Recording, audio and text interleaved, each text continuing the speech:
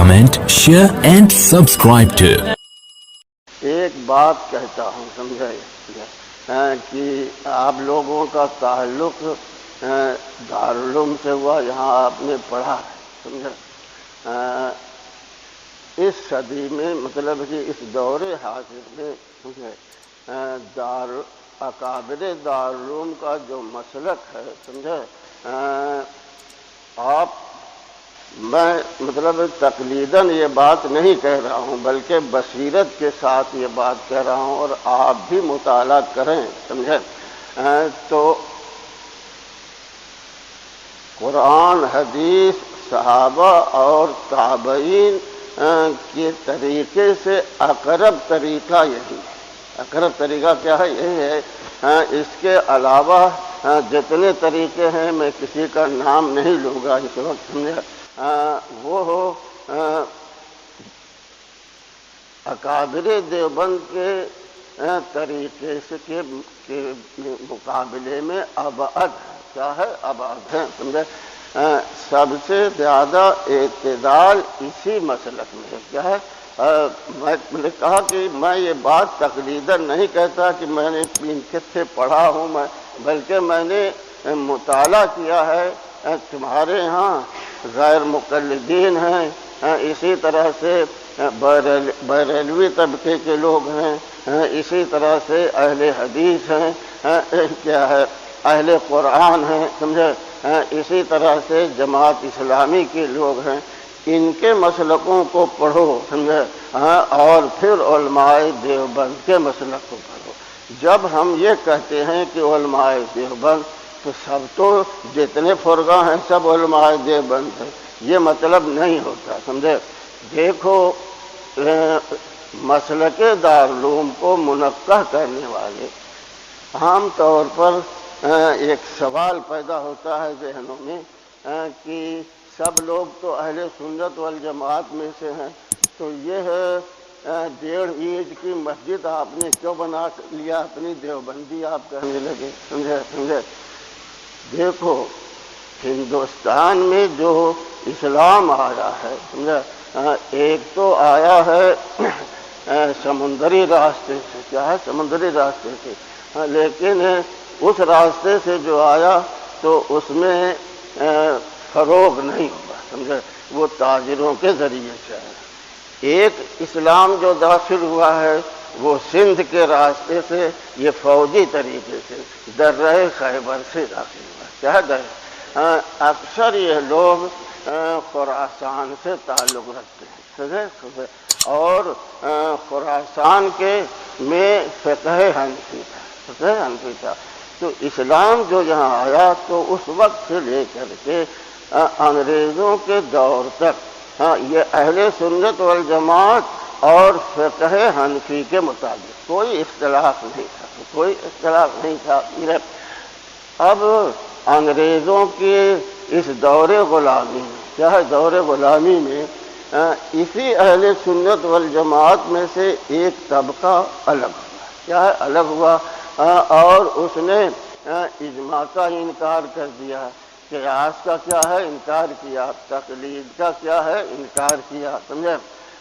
اور انہوں نے اپنی ایک الگ جماعت بنا لی. کیا ہے؟ اسی دور میں دیکھو بدعات اور رسومات سمجھے. تو تابعین کے بعد کیا ہے؟ تابعین کے بعد یہ اسلام میں داخل ہوئی. کیا ہے؟ اسلام میں داخل ہوئی. اور حضور علیہ السلام نے تو واضح فرما دیا تھا سمجھے. اور اللہ میاں نے بھی تنبیہ فرمائی تھی وَأَنَّ هَذَا صِرَاطِ مُسْتَقِيمًا. اس آیت سے پہلے تقریباً 10-12 آیتوں کو پڑھو اس سے پہلے سمجھے، تو آپ دیکھیں گے کہ اس سے پہلے جو آیتیں ہیں اس میں عقیدے سے بھی متعلق احکام ہے سمجھے، اور فروعات سے بھی متعلق کیا ہے احکام ہے. پھر والدین کی خدمت کا کیا ہے حکم ہے. یعنی اعتقاد، اعمال، اخلاق سب کا ذکر ہے، ایک دو سمجھے ربط آیت سمجھے. اس کے بعد ذکر وَأَنَّ هَذَا صِرَاطِ مُسْتَقِيمًا. یہی میرا سیدھا راستہ ہے، یہی میرا کیا سیدھا راستہ ہے، سمجھے۔ اس کے بعد فرمایا کہ اسی راستے کو اختیار کرو، سمجھے۔ میں تو حافظ نہیں، میں ابھی پڑھ کر کے بتاتا، آپ لوگ اس آیت سے پہلے 10-12 آیتوں کو پڑھیے، غور کر کے دیکھیے گا تو یہی ہے، سمجھے۔ وَلَا تَتَّبِعُوا السُّبُلَ، سبل، اللہ میاں کہتے ہیں کہ یہی تو میرا سیدھا راستہ ہے اور مختلف راستوں کی اتباع مت کرنا۔ وَلَا تَتَّبِعُوا السُّبُلَ، اشارہ ہو گیا کہ اس راستے کے مقابل میں بہت سے راستے نکلیں گے، بہت سے کیا ہے راستے نکلیں گے۔ حضور نے بھی فرمایا مَن یعش منکم بعدی فَسَیَرَىٰ اخْتِلَافًا کثیرا، یہ اختلاف کثیر عقیدے میں بھی ہوگا، فروعات میں بھی ہوگا، کیا ہے فروعات میں بھی ہوگا، یعنی اعمال میں، عقائد میں، اعمال میں، افعال میں، سمجھے۔ ستفترق امتی علی 73 فرقۃ، سمجھے۔ تو قرآن میں بھی اشارتاً بتایا گیا، حدیث میں صراحتاً بتایا گیا کہ یہ مختلف طریقے نکلیں گے، سمجھے، مختلف نکلیں۔ وہاں فرمایا اختلافاً کثیرا، اس اختلاف کثیر کی صورت میں آپ کیا کریں گے؟ تو فرمایا علیکم بسنتی و سنت الخلفاء الراشدین، وہی بات کہا الا فرقۃ واحدۃ ما انا علیہ واصحابی، یہی بات قرآن میں کہا گیا فاتبعوہ، اسی صراط مستقیم کو اختیار کرو۔ اسی حدیث کی شرح کرتے ہوئے تو حضرت عبداللہ بن مسعود نے کہا کہ حضور علیہ السلام نے خط لنا خطا مستقیما، ہمارے سمجھانے کے لیے آپ نے ایک سیدھا خط کھینچا، ایک کیا ہے خط کھینچا، فرمایا یہی سبیل اللہ ہے، یہی کیا ہے، ثم خط خطوطا عن یمینہ وعن شمالہ، اسی خط مستقیم سے ملی ہوئی دائیں بائیں بہت سے خطوط کھینچے، یہ دائیں بائیں جو خطوط کھینچے مستقیم سے منحرف ہوئے، مستقیم سے کیا ہے منحرف ہوئے، لیکن ہے مستقیم سے جڑے ہوئے، سمجھے۔ اسی لیے ان کی جو ہے تکفیر نہیں کرو گے، کیا ہے تکفیر نہیں، اس لیے کہ اسی مستقیم سے تو نکلے ہیں، سمجھے، لیکن ان سے منحرف ہے، اس لیے ان کو گمراہ فرقہ کہو گے لیکن کافر نہیں کہو، سمجھے۔ بات سمجھ میں آئی، سمجھے، ان کو تو معلوم ہے یہ سب، سمجھے۔ تو میں بتا رہا تھا کہ ایک فرقہ پیدا ہوا کہ بدعات رسومات کو بتا رہا تھا، یہ تو تابعین کے بعد سے شروع ہو گیا، سمجھے، لیکن یہ بدعتیں، سمجھے، یہ رسومات ان کو کسی نے منظم نہیں کیا، منظم کر کے ایک شریعت کے رنگ میں پیش نہیں کیا، سمجھے۔ ایک جماعت آئی سامنے، سمجھے، اس نے ان بدعتوں کو، سمجھے، منظم کیا، کیا کیا، منظم کیا، منظم کر کے ایک شریعت کا انداز اسے دے دیا، کیا شریعت کا انداز دے دیا، سمجھے۔ ایک جماعت پیدا ہو گئی، اسی جماعت میں اب علماء دیوبند، سمجھے، جنہوں نے اجماع کا انکار کیا تھا، قیاس کا انکار کیا تھا، سمجھے، اور فروعات میں، سمجھے، تو اب یہ اجماع کے قائل ہیں، قیاس کے کیا ہے قائل ہیں، سمجھے۔ جن لوگوں نے کیا نام ہے کہ بدعتوں کو منظم کیا تھا تو بدعت اور سنت کو واضح کیا، کیا ہے واضح، یہی جو ہے اس لیے ضرورت پڑی کہ ان کے مقابلے میں اب ان کو بریلوی کہتے ہو اور ان کو اہل حدیث کہتے ہو، اس کے مقابلے میں ضرورت پڑی کہ تم اپنے آپ کو دیوبندی کہو، کیا ہے کہ ہمارا مسلک تو مسلک دیوبندی، ورنہ یہ تفریق کیوں ہوتی، سمجھا، اس لیے ضرورت پڑی، اس لیے ہم کہتے ہیں کہ ہم مسلک دیوبند پر ہیں، سمجھا۔ تو اس کا یہ مطلب نہیں کہ کوئی نیا مسلک ہم نے کیا ہے ایجاد کر لیا، نہیں، قرآن اور سنت، صحابہ اور تابعین سے جو طریقہ ثابت تھا، جو حضور نے فرمایا تھا کہ الا فرقۃ واحدۃ ما انا علیہ واصحابی، سمجھے، جو ہے علیکم بسنتی و سنت الخلفاء الراشدین، میں نے کہا کہ اقرب طریقہ جو ہے وہ قرآن، حدیث اور خلفائے راشدین، صحابہ اور تابعین کا جو طریقہ ہے اس سے اقرب یہی طریقہ ہے، سمجھے۔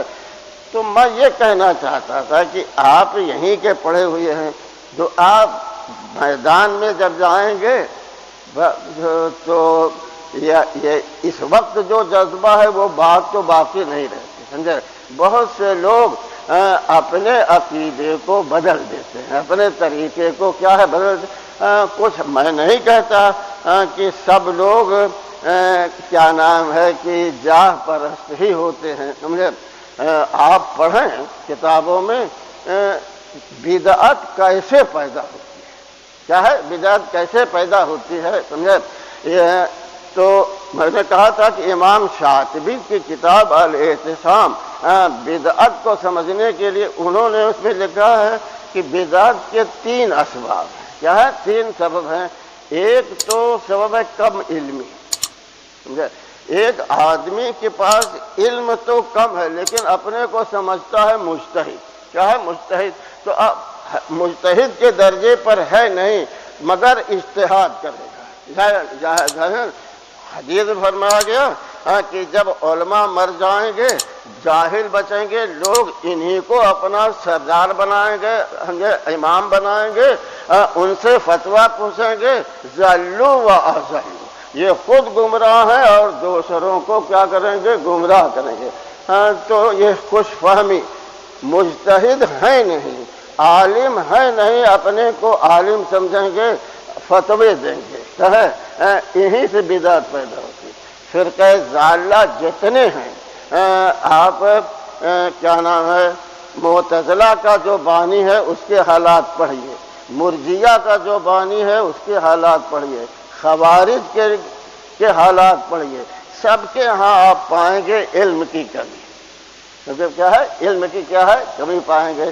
اپنے یہاں دیکھ لیجئے، مودودی صاحب کہیں گے پڑھے لکھے تھے لیکن انہوں نے اپنے آپ کو علامہ دیہات سمجھا، ایک نیا راستہ نکالنے کی کوشش کیا ہے اور بھی دوسرے فرقوں میں آپ غور کریں۔ ایک سبب تو یہ ہوتا ہے، دوسرا سبب وہی حب جاہ، جسی کو ہوا سے تعبیر کیا گیا ہے، کیا ہے حب مال ہوتا ہے، حب جاہ ہوتا ہے، سمجھے۔ حضرت معاذ ابن جبل رضی اللہ عنہ فرماتے ہیں کہ ایک زمانہ آئے گا کہ علم عام ہو جائے گا، کیا ہے علم عام ہو جائے گا، قرآن اور حدیث عام ہو جائے گی، ہر اچھے اور برے لوگ اس کو کیا ہے پڑھیں گے۔ ایک آدمی اس میں کہے گا لو میں بھی تو قرآن پڑھا ہوا ہوں، حدیث پڑھا ہوا ہوں، لوگ میری بات کیوں نہیں مانتے، میری اتباع کیوں نہیں مانتے، جو ہے امام ابو حنیفہ ہی کو کیوں مانتے ہیں، امام شافعی کو کیوں مانتے ہیں، ہم کو کیوں نہیں مانتے۔ تو یہ پھر کہے گا جب تک میں کوئی نئی بات نہیں کہوں گا اس وقت تک میری اتباع یہ لوگ نہیں کریں گے۔ تو اب اسی کی وجہ سے وہی جو ہے شہرت پسندی، شہرت وہی احوا۔ تیسرا سبب جو ہوتا ہے جو گمراہی کا سبب بنا ہے مشرکین مکہ کا، سمجھے، وَجَدْنَا عَلَيْهِمْ آبَاءَنَا، اسی طریقے پر ہم نے اپنے آباء و اجداد، قرآن نے کہا اچھا اپنے آباء و اجداد کی تم پیروی کرو گے اس بات کے ہوتے ہوئے کہ وہ بے پڑھے لکھے لوگ تھے، سمجھے۔ بھائی پیروی کی جاتی ہے تو پڑھے لکھے لوگوں کی، عالم کی، جاہل کی نہیں، تو جہالت کے باوجود، ان کی گمراہی کے باوجود ان کی کیا ہے، تو آدمی جو بدعت میں مبتلا ہوتا ہے تیسری قسم یہی عوائد ہیں، کیا ہے عوائد ہیں، سمجھے، کہ اپنے بڑوں کا ارے دادا باپ دادا سے یہی کرتے ہوئے دیکھا ہے، آج یہ بڑا دیوبندی ہو گیا کہتا ہے کہ ناجائز ہے، سمجھے، باپ دادا تو یہ کرتے رہے، تو باپ دادا کے طریقے کو دانت سے پکڑ لیا، قرآن اور سنت کے ساتھ مطابقت کی ضرورت نہیں سمجھی۔ یہی 3 سبب ہیں، چوتھا سبب بدعت کیا نہیں ہوتا۔ سمجھے کیا ہے؟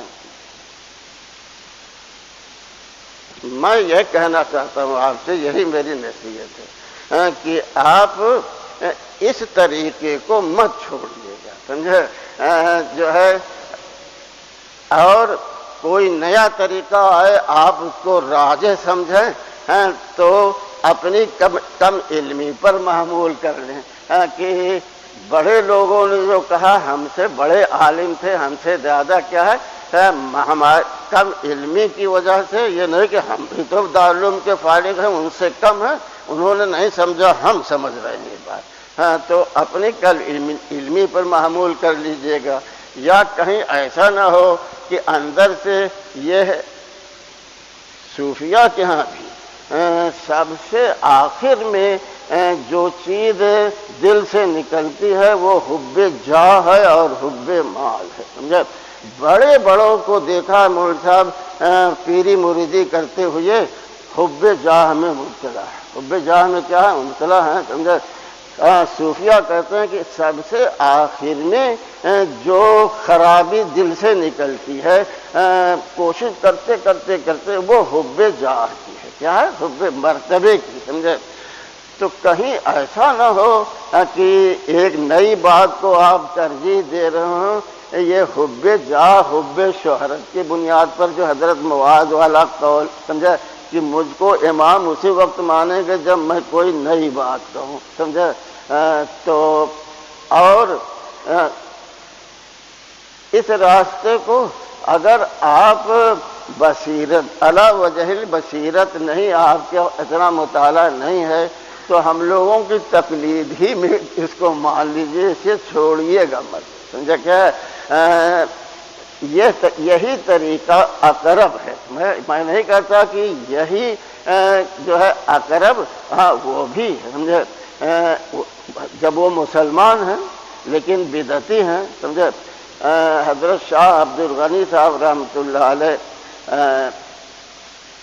حضرت تھانوی رحمۃ اللہ علیہ کے دوسرے خلیفہ ہیں، سمجھے؟ کیا بڑے درجے کے آدمی تھے، سمجھے؟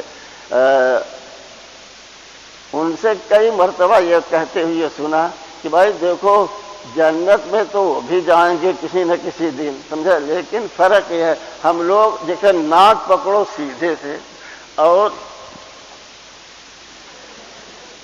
پکڑو، سمجھے؟ تو وہ بہت وہ بھی ناک پکڑیں گے لیکن یوں پکڑیں گے، اور ہم لوگ سیدھی پکڑتے ہیں۔ کیا ہے؟ سیدھے پکڑتے ہیں، یہی فرق ہے، سمجھے؟ جب مسلمان ہیں تو مسلمان تو بہرحال ایک دن کیا ہے جنت میں جائے گا، لیکن اتنی مشقتوں کے بعد جائے گا، اور ہم لوگ سیدھے جائیں گے، سمجھے؟ کلہم فی النار الا واحدۃ، یہی مطلب ہے، سمجھے؟ کلہم فی النار کا مطلب یہ مت سمجھنا کہ سب کے سب جہنمی ہیں، سمجھے؟ اپنے عقیدے کی بنا پر سب مستحق کے جہنم ہو، یہ مطلب حدیث کا ہے۔ یہ مطلب نہیں کہ سب سیدھے سیدھے کیا ہے جہنمی، علل اطلاق جہنمی تو صرف کافر ہوتا ہے۔ کیا ہوتا ہے؟ کافر ہوتا ہے، سمجھے؟ کہ اپنے عقیدے کی بنا پر یہ مستحق کے جہنم ہو جائیں گے، سمجھے؟ اب ان کا ایمان یا جو ہے اور دوسرے اسباب ہیں، اللہ کی رحمت ہے، ان کے شامل حال ہوگی، اور کسی نہ کسی دن وہ کیا ہو جائیں گے؟ جنت میں جائیں گے، سمجھے؟ یہی ایک نصیحت ہے۔ دوسری بات یہ ہے کہ آدمی زندگی کی راستے میں، اب آپ تو اب جائیں گے، اب تو طالب علم انتہائی غیر جو ہے بے حس ہوتا ہے۔ کیا ہوتا ہے؟ بے حس۔ یہ ایک دور ہی ایسا ہے کہ اس میں بے حسی ہوتی ہے، کیا ہوتی ہے؟ بے حسی ہوتی ہے۔ کھڑکی کھلی ہوئی ہے، تیز ہوا آ رہی ہے، سمجھے؟ بیٹھ کھڑا وہیں تلاوت کرے گا، نماز پڑھے گا، ٹھنڈ لگے بند نہیں کرے گا، یہ ہے بے حسی، سمجھے؟ کیا ہے؟ یہ ہے دیکھ لو اپنا، سمجھے؟ ہم لوگوں کا ایک ساتھی تھا ملزم، سمجھے؟ تو اگر اتفاق سے کھانا کھا کر کے پانی نہیں تھا تو بغیر پانی پیے اور اسی بستر میں ہاتھ پہنچ کر کے لیٹ چلا جاتا تھا، سمجھے؟ اب جا کر کے پانی لے آئے، پانی پی لے، ہاتھ دھل لے، یہ نہیں ہے۔ یہ طالب علمی کی خاصیت ہے، سمجھے؟ اس لیے بے حسی پیدا کہاں سے ہوتی ہے؟ جب آپ کا اعتماد پورا کسی دوسرے پر ہو جائے، سمجھے؟ کیا ہو جائے؟ تو آپ دھیرے دھیرے بے ہوش ہو جائیں گے۔ اب مدرسہ کمرہ بھی دے رہا ہے، روشنی بھی دے رہا ہے، پانی بھی دے رہا ہے، کھانا بھی دے رہا ہے، کپڑا دے، آپ تو پورا اعتماد کر چکے ہیں کس پر؟ مدرسے پر، تو آپ بے حس ہوں گے نہیں۔ یہی آدمی کو جب آپ زندگی کی راہ میں جائیں گے، یہی بے حسی تباہ کرے گی۔ کیا ہے؟ سمجھے؟ اپنے اندر احساس پیدا کیا ہے؟ احساس ذمہ داری۔ اگر آدمی کا احساس بیدار ہو گیا، کیا ہو گیا؟ تو نہ دنیا میں ناکام رہے گا، نہ آخرت میں ناکام رہے گا۔ اس لیے اللہ کے واسطے اب تو آپ کا راستہ الگ ہوگا، بدلے گا۔ یہاں سے اب تک آپ طالب علم تھے، اب آپ استاد بنیں گے۔ اب تک غیر ذمہ دار تھے، اب آپ ذمہ دار بننا چاہتے۔ اپنے اندر احساس ذمہ داری پیدا کیجیے، سمجھے؟ آپ دیکھیں گے جو لوگ اہل مناصب ہیں، سمجھے، اور وہ ناکام ہوئے، کیا ہوئے؟ ناکام ہوئے ہیں۔ اس کی بنیاد یہی ہے کہ ان کے احساس ذمہ داری میں کیا ہے؟ کمی ہے، سمجھے؟ تو اپنے اندر احساس بیداری کو، احساس ذمہ داری کو بیدار کیجیے، سمجھے؟ کہ اگر یہ آپ کا احساس، دیکھو عام لوگ ایک چیز کو دیکھتے ہیں 75 مرتبہ دیکھتے ہیں، لیکن وہی چیز ایک شاعر دیکھتا ہے، کیا ہے؟ ایک شاعر اس سے ایک نئی بات پیدا کر لیتا ہے، سمجھے؟ کیوں؟ اس کے اندر احساس زیادہ ہوتا ہے، سمجھے؟ دوسرے لوگوں کے اندر کیا ہے؟ وہ احساس نہیں ہے، سمجھے؟ ایک آدمی 10 مرتبہ دیوبند سے دلی گیا، سمجھے؟ اس سے پوچھو راستہ تو نہیں بتا پائے گا۔ ایک سمجھدار آدمی ہے، باحث ہے، سمجھے؟ اچھا اب یہاں پہنچے تو مظفر نگر اس کی یہ علامت ہے، اس کی یہ علامت ہے، آگے پڑھا، اچھا یہ کھتولی ہے، یہ ایسا ہے، یہ ایسا ہے۔ وہ ہر چیز کو غور کر کے دیکھتا ہے، اس سے پوچھو راستہ، وہ فوراً کیا ہے؟ بتا دے گا۔ دونوں اسی راستے سے گزرے ہیں، سمجھے؟ لیکن ایک تو سب کو بتا رہا ہے اور ایک تو سوتا ہوا گیا، کچھ نہیں جانتا، کیا ہے؟ یعنی اس کا احساس سو رہا تھا۔ اس کا احساس کیا ہے؟ ایک چیز اپنے علماء دیوبند ایک بات بھول گیا۔ جب ہم یہ کہتے ہیں علماء دیوبند، دیکھو مسلک کو منقطع کرنے والے تو صرف 3 ہیں، حضرت گنگوہی، حضرت نانوتوی اور مولانا یعقوب صاحب نانوتوی، سمجھے؟ اب حضرت نانوتوی ہیں، حضرت مولانا یعقوب صاحب ہیں اور حضرت گنگوہی ہیں، ان کے تلامذہ اور ان سے جو مستفیدین ہیں، انہی کے قول کا سب سے پہلے اعتبار ہوگا۔ اس سے خلاف اگر کوئی کہتا ہے تو ہم اس کے قول کو نہیں مانیں گے، سمجھے؟